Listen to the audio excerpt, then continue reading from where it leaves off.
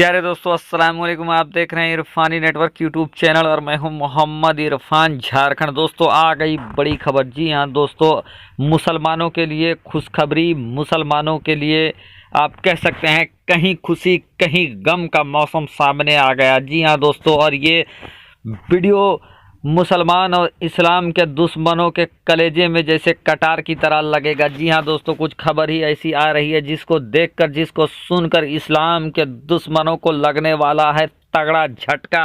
अब वो दिन लौट गए जब लोग मुस्लिम कंट्रीज़ में जाकर, मुस्लिम मुल्क में जाकर मुसलमान और इस्लाम के खिलाफ बकवास किया करते थे, प्रोपगंडा चलाया करते थे। दोस्तों, होने लगा है पकड़, लग गया है फटकार, पड़ने लगा है इस्लामिक कंट्री का हंटर ऐसे लोगों पर जो उनके मुल्क में रहकर मुसलमान और इस्लाम के खिलाफ प्रोपगंडा चलाते थे। क्या है खबर, क्या निकल कर आ रही है बड़ी खबर। वीडियो को देखने के लिए जल्दी से मेरे चैनल इरफानी नेटवर्क को सब्सक्राइब करें, साथ ही साथ बेल के बटन को ऑन कर दें और ऑल नोटिफिकेशन के ऑप्शन को दबा लें ताकि आने वाला हर वीडियो सबसे पहले आप तक पहुंच सके। तो चलिए दोस्तों, वीडियो को स्टार्ट करते हैं। तुर्की के राष्ट्रपति तैयब रजब एर्दोगान, यूएई के किंग और यूएई के प्रिंसेस के कड़े रवैये, कड़े एक्शन के बाद अब जो मुसलमानों के खिलाफ विदेशों में बैठकर, सऊदी, दुबई, कतर, बहरीन में बैठकर मुसलमानों के खिलाफ प्रोपगंडा फैलाया करते थे और गलत चीज़ों का प्रसार सोशल साइट, सोशल मीडिया में क्या करते थे दोस्तों, उनका दिन अब लद गया है और उनके लिए भारी मुसीबत का समय आ गया है। वैसे लोग जो इस्लाम को बदनाम करने के काम करते थे, इस्लाम के खिलाफ एक तरह से सोशल मीडिया पे जंग छेड़े हुए थे, उनके दिन लद गए हैं। दोस्तों, अगर अब कोई ऐसा इंसान अगर इस्लाम के खिलाफ गलत काम करके अगर दुबई, कतर, बहरीन जाने का सोच रहा है तो उनके लिए बुरी खबर है। दोस्तों, आप लोगों को मालूम ही होगा कि अब से कुछ दिन पहले ही सोनू निगम, जो कि बहुत साल पहले अजान के पर ट्विटर पर उन्होंने एक बयान दिया था और उस बयान के बाद वो बयान अब जाकर वायरल हो गया यूएई दुबई में। दोस्तों, आप जान सकते हैं, अगर आपको मालूम नहीं है तो एक बार फिर से मैं बता देना चाहता हूं।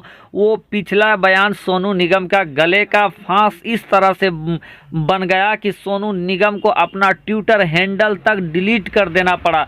दोस्तों, सोनू निगम इस समय दुबई में मौजूद हैं, लॉकडाउन में वो फंस गए थे और ऐसे वक्त में उनका अजान पर दिया गया विवादित बयान हो गया था वायरल, और जिसके बाद उनके ऊपर गिरफ्तारी का खतरा मंडराने लगा था, जिसके मद्देनज़र सोनू निगम ने ऑडियो बयान जारी किया, इस तरह के बयान जारी किए, वीडियो बयान जारी किए जिससे कि वो मुसलमानों को लुभा रहे हो। लेकिन दोस्तों, आपको बता दें कि इन तमाम चीज़ों के बाद सोनू निगम की अकड़ और सोनू निगम की अकल दोनों दुरुस्त हो गई और सोनू निगम ने अपना वो सारा जो बयान दिया था अजान के खिलाफ उसको बंद कर दिया है। दोस्तों, हाल ही आप लोगों ने सुना होगा कि दुबई से 2 बड़े लोगों को गिरफ्तार किया गया है। जी हाँ दोस्तों, बताया जाता है कि ये आरएसएस के करीबी थे और इनको गिरफ्तार किया गया है। लेकिन दोस्तों, मैं आपको बता देना चाहता हूँ, ये दोनों लोगों को जो गिरफ्तार किया गया है, इनको घपलाबाजी के ऊपर गिरफ्तार किया गया है। जी हाँ दोस्तों, यूएई के एक तो पंडित जी थे जिनको गिरफ्तार किया गया है, जो बाद में जाकर वहाँ कारोबारी बन गए थे और वो दुबई यानी राजशाही परिवार के नाम से चंदा डोनेशन एकत्रित कर रहे थे और जिसकी खबर, जिसकी भनक यूएई के गवर्नमेंट को जब लगा तो उनके खिलाफ ये आवेदन दिया गया और उसके बाद पंडित जी को गिरफ्तार कर लिया गया, जो कि काफ़ी वायरल रहा। साथ ही साथ एक बहुत बड़े बिजनेस टाइकून को भी गिरफ्तार किया गया है। दोस्तों, उनके बारे में भी ये खबर बताई जाती है कि उनका रिश्ता, उनका करीबी रिश्ता भी आरएसएस तरीके संगठनों से है। तो दोस्तों, यहाँ से उन लोगों के लिए बुरी खबर सामने आ रही है। दोस्तों, साथ ही साथ आप लोगों ने पिछले दिन ये खबर भी देखा कि एक इंसान ने मक्का शरीफ के ऊपर विवादित बयान दिया था, काबा शरीफ के ऊपर विवादित बयान दिया था, जिसमें उन्होंने कहा मंदिर बनाने की बात कही थी। इसके बाद जब उसका फेसबुक का अकाउंट वायरल हुआ तो उस फेसबुक अकाउंट के वायरल होने के बाद वो जहां पर वो वैसी इंसान जहां जिस होटल पे काम करता था वहां से उसको निकाल दिया गया और उसको फिर वापस लौटा दिया गया, वापस भेज दिया गया था जहां से आया था वहीं पर। तो दोस्तों आप कह सकते हैं कि अब मुस्लिम कंट्रीज में जाकर मुसलमानों के खिलाफ अगर प्रोपगंडा चलाया तो आप अब की खैर नहीं, और आपका वहां रहना, वहां से पैसा कमाना भी अब काफ़ी मुश्किल हो गया है। और सख्त रवैया अपनाते हुए देख रहे हैं तैयब रजब उर्दगान और यूएई, दुबई, कतर के लोग भी। यहाँ तक कि जो मुसलमानों के खिलाफ जो काम हो रहे हैं तो उस पर अब मुखर तरीके से आवाज़ उठना भी स्टार्ट हो गया है। साथ ही दोस्तों मुसलमानों के लिए कहीं बुरी खबर भी है। बुरी खबर इसलिए है दोस्तों कि पूरी दुनिया के अंदर अभी लॉकडाउन चल रहा है। पूरे दुनिया के अंदर लोग अपने अपने घरों में कैद हैं। और दोस्तों इसी दरमियान रमजानुल मुबारक का रहमतों बरकतों वाला महीना भी चल रहा है। इस महीने में लोग जहां कसरत के साथ इबादत किया करते थे, मस्जिदें गुलजार रहा करती थी, लेकिन दोस्त अफसोस अफसोस अफसोस, इस रहमत और बरकत वाले महीने में भी अब मस्जिदें गुलजार नहीं बल्कि मस्जिदें खाली खाली है। वजह है जो वैश्विक महामारी फैला हुआ है, उसके वजह से मुसलमान चाहकर भी अल्लाह के घर में जाकर इबादत नहीं कर पा रहे हैं। लोग चाहकर भी मस्जिदों में नमाज पढ़ने के लिए नहीं जा पा रहे हैं। दोस्तों दोहरी गम की बात यह है कि ये पूरे महीने में जो तरावी की नमाज हुआ करती थी दोस्तों, ये तरावी की नमाज भी अभी तक नहीं पढ़ पा रहे हैं। दोस्तों साथ ही साथ मैं आप लोगों को बता देना चाहता हूं दोस्तों कि इस मुसीबत के दौर में जहां मुसलमान अपने अपने घरों में ही इस रमज़ान में रोज़े रख रहे हैं, इबादत कर रहे हैं, वहीं कुछ ऐसे लोग भी हैं जो मुसलमान और इस्लाम के ख़िलाफ़ प्रोपगंडा चला रहे हैं।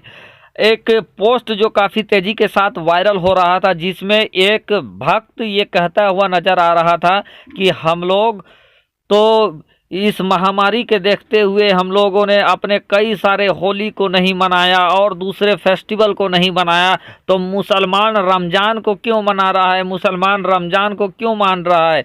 दोस्तों ऐसे जाहिल लोगों को, ऐसे मूर्ख लोगों से मैं कहना चाहूँगा कि लोगों को और मुसलमानों को रोज़ा रखने के लिए कहीं घूमना नहीं पड़ता है, मुसलमानों को रोज़ा रखने के लिए कहीं जाना नहीं पड़ता है। मुसलमान जो इबादत करते हैं, जो रोज़ा रखते हैं, इसके लिए उनको कोई किसी तरह का टेंट और पेंट और भीड़ भाड़ की भी ज़रूरत नहीं है। मुसलमान अपने अपने घरों में रोज़ा रखते हैं और ये अपने अपने शरीर के अंदर रखते हैं। ये अन्न दाना पानी त्याग करते हैं, जिससे दूसरे किसी भी इंसान को कोई भी तरीके का नुकसान नहीं पहुंचता है। ना सरकार ने जो लॉकडाउन लगाया है, सरकार ने जो गाइडलाइंस जारी किया है वो टूटता है।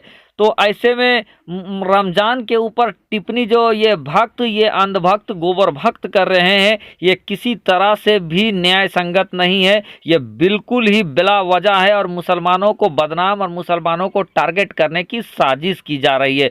दोस्तों जामा मस्जिद जो पूरे साल गुलजार रहता था, जामा मस्जिद जो हमें वक्त गुलजार रहा करता था, दोस्तों अफसोस सद अफसोस रमज़ान का माहौल चल रहा है। इस रमज़ान में भी आप अगर जाओगे जामा मस्जिद की, अगर आपको खबर है तो मैं आपको बता दूं गिने चुने लोग ही नज़र आएंगे। और इस माह मुबारक में, इस मुक़द्दस महीने में जामा मस्जिद भी खाली खाली नज़र आ रहा है। अफसोस सद अफसोस। इसीलिए मैंने टाइटल भी दिया है मुसलमानों के लिए कहीं खुशी कहीं गम। ये अफसोस का मकाम है, ये गम का मकाम है कि जिस महीने में मस्जिदें गुलजार रहा करती थी, जिस महीने में मस्जिदों में अल्लाह अल्लाह की सदाएं ज़ोर शोर से सुनाई देती थी, आज मस्जिदें वीरान है। हिंदुस्तान का सबसे बड़ा, भारत का सबसे बड़ा मस्जिद, जामा मस्जिद वीरान पड़ा हुआ है। दोस्तों ये अफसोस की बात है। आज मुसलमान तरावी नहीं पढ़ पा रहे हैं, आज मुसलमान अपने अपने घरों में नमाज अदा कर रहे हैं।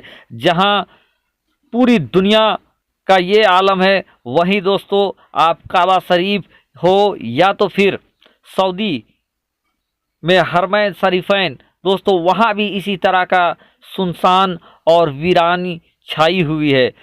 कुछ लोगों को छोड़कर वहाँ भी मंजर एक समान है। दोस्तों बहुत सारे लोगों को दिल में ये होता है कि वो काबे में जाकर एतकाफ करते, लेकिन वो भी होता नहीं नजर आ रहा है।